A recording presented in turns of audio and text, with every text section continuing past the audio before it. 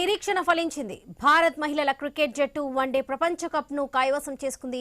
Team India బ్యాటర్లు అద్భుతంగా ఆడారు. బౌలర్లు కట్టుదిట్టంగా బౌలింగ్ చేశారు. ఫైనల్లో దక్షిణాఫ్రికాను చిత్తు చేశారు. భారత్ కు తొలి వరల్డ్ కప్ ను అందించారు.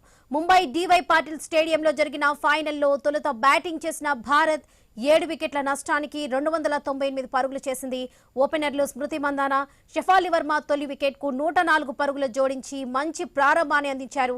స్మృతి మందాన 45 పరుగులు చేసి పెవిలియన్ కు చేరింది. ఆ తర్వాత జెమిమా రోడ్రిగ్స్, హర్మన్ ప్రీత్ కౌర్ ఎక్కువసేపు క్రీజ్ లో నిలబడలేదు. షఫాలి వర్మ ధాటిగా ఆడి 87 పరుగులు చేసింది. త్రుటిలో సెంచరీ మిస్ చేసుకుంది. ఆ తర్వాత దీప్తి శర్మ 58 పరుగులు చేసి ఆదుకుంది.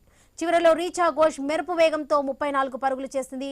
బ్యాటర్లు అందరూ సమిష్టంగా రాణించడంతో టీమిండియా దక్షిణాఫ్రికా ముందు 299 పరుగుల లక్ష్యాన్ని ఉంచింది.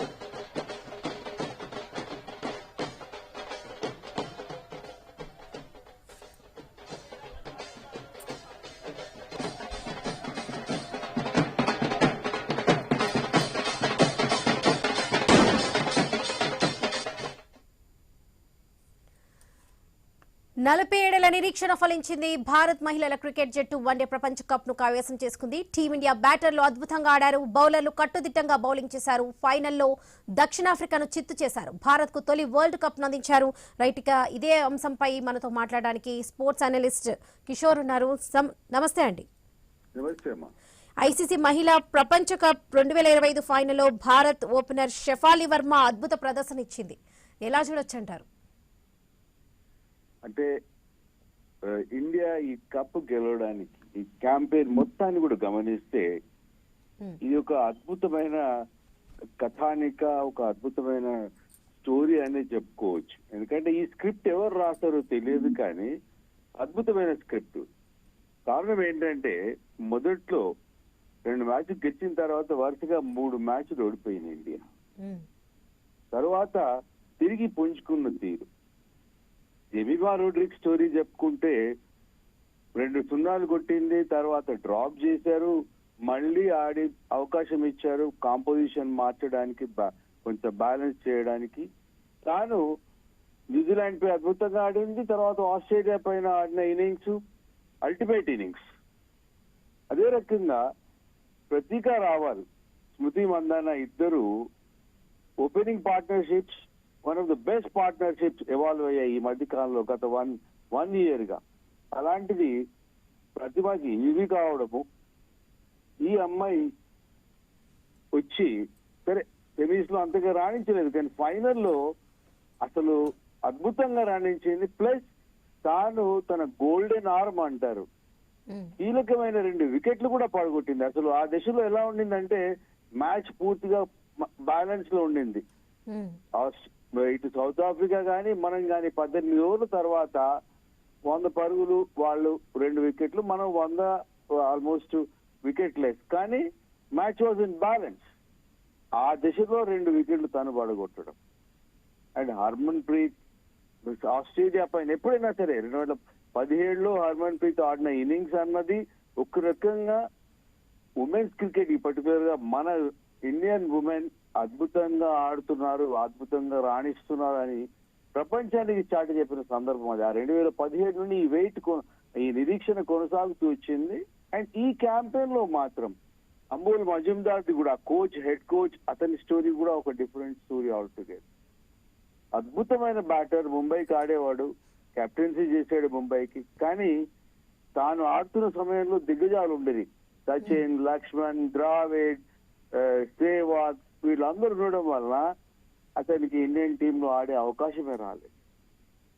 అలాంటిది నిన్న హర్మన్ప్రీత్ తర్వాత మన ఆస్ట్రేలియా మ్యాచ్ సెమీస్ లో నిన్నటి మ్యాచ్ లో కూడా ఆ కోచ్ పదిగా రావాలి పాపం ఆ స్ట్రెచర్ మన ఈ వీల్ చైర్ మీద తీసుకొచ్చారు ఆ అమ్మాయిని. తీసుకొస్తే బ్రాడ్కాస్టర్ ఇంటర్వ్యూ చేస్తూ ఉంటే ఆ అమ్మాయికి వచ్చి ఆ కోచ్ నుదిటిపైన ఒక ముద్దు పెట్టి వెళ్ళిపోయాడు. ఇదంతా కూడా అంటే జనరేషన్ ఆఫ్టర్ జనరేషన్ గుర్తుండిపోయేది, కొన్ని దశాబ్దాలుగా కొన్ని జనరేషన్స్ గుర్తుండిపోయే స్టోరీ ఇది మొత్తము మన ఇండియన్ ఉమెన్ ఈ వరల్డ్ కప్ గెలవడం అన్నది. ప్లస్ దీని వెనుక మిథాలి రాజ్ తర్వాత జులన్ గోస్వామి వీళ్ళందరూ పాత తరం ఆడిన ఆటగారు వాళ్ళందరూ సీనియర్స్ వీళ్ళందరూ కూడా వాళ్ళ భావోద్వేగాలు చూస్తుంటే త్రూఅవుట్ అంటే గెలిచిన తర్వాత ఇది ఎంతమంది మహిళలు ఎంత కష్టపడి అగైనిస్ట్ అంటే సోషియో ఎకనామిక్ కల్చరల్ ఇన్ఫ్లుయెన్సెస్ ఏవైతే ఉంటాయో ఈ కట్టుబాట్లు రకరకాల ఇబ్బందులు వీటన్నిటిని అధిగమించి మన అమ్మాయిలు ఇవాళ కావడం అన్నది మాత్రం ఒక అద్భుతమైన ఘట్టం అని చెప్పుకోవచ్చు.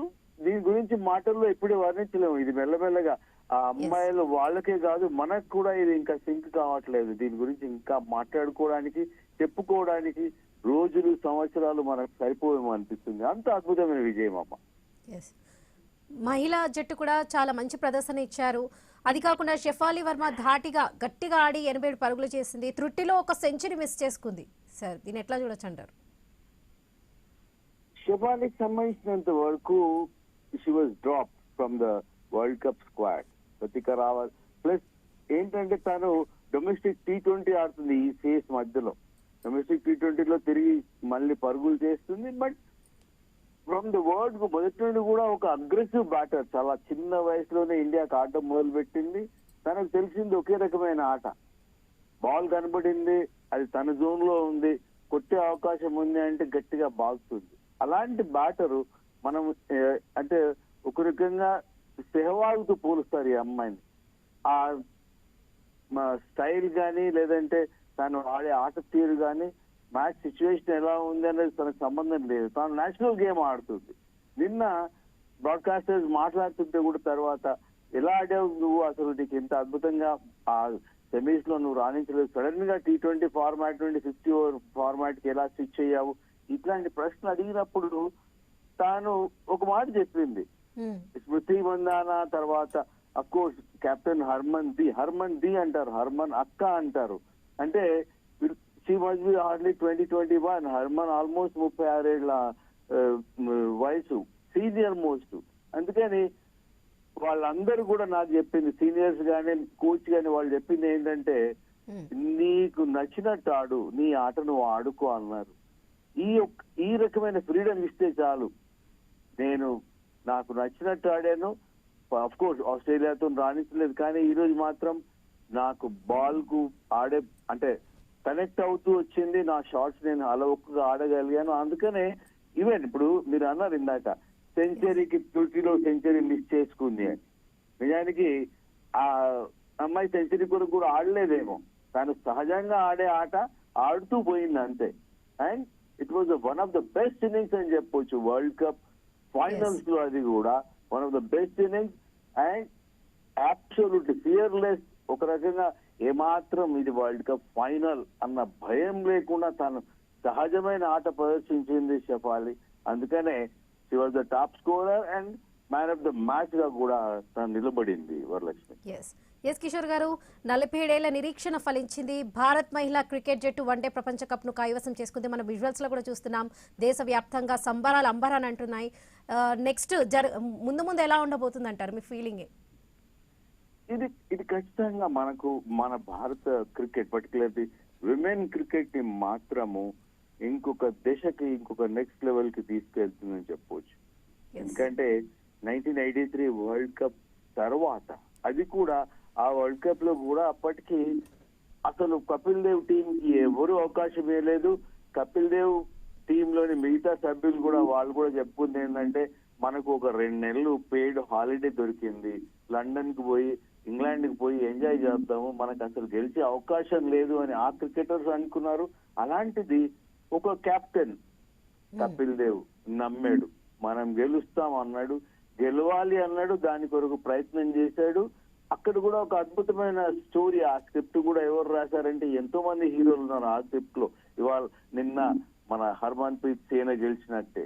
ఆ తర్వాత ఇండియన్ క్రికెట్ ఎవాల్వ్ అయిన తీరు నభూతో నా భవిష్యత్ అండి. ఈ రోజు ఇండియన్ క్రికెట్ బీసీసీఐ ఏ స్థాయిలో ఉంది, ప్రపంచవ్యాప్తంగా మన క్రికెట్ కు ఏ రకమైన అభిమానులు ఉన్నారు, మనం ఎంత అద్భుతమైన టాలెంట్ ని ప్రొడ్యూస్ చేస్తూ ఉన్నాము.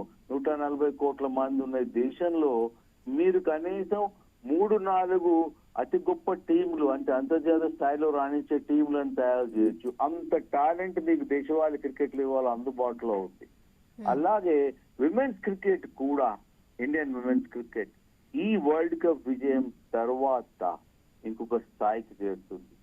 నెక్స్ట్ ఇంకొక కొన్ని జనరేషన్స్ మనం డెఫినెట్లీ ఇన్స్పైర్ అని చెప్పొచ్చు.